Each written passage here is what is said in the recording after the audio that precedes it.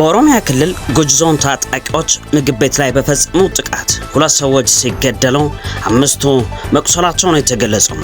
ድርጊቱ የተፈጸመው በኦሮሚያ ክልል ጉጂ ዞን ሳባ ቦሮ ወረዳ ውስጥ በሚገኝ ምግብ ቤት ላይ ታጣቂዎች በፈጸሙ ጥቃት 2 ሰዎች ወዲያውኑ ሲገደሉ 5 ሰዎች ከባድና የአካል ጉዳት እንደደረሰባቸው ነዋሪዎችና የአካባቢው ባለስልጣናት ተናገሩ።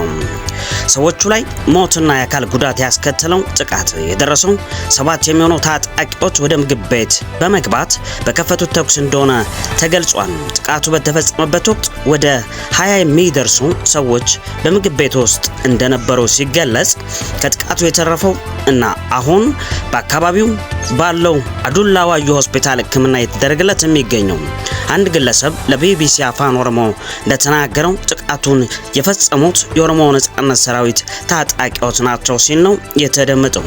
ድርጊቱ የተፈጸመው ምሽት 4 ሰዓት አካባቢ ታጣቂዎች ወደ ምግብ ቤት ከገቡ በኋላ በፈጸሙት ጥቃት አንድ የ80 ዓመት አዛውንት ጨምሮ 2 ሰዎች ወዲያውኑ መሞታቸውን እንዲሁም 5 ሰዎች ከባድ ጉዳት ደርሶባቸዋል። ከመካከላቸውም 2ቱ በአስጊ ሁኔታ ላይ እንደሚገኙ የአካባቢው ባለስልጣን አረጋግጠዋል።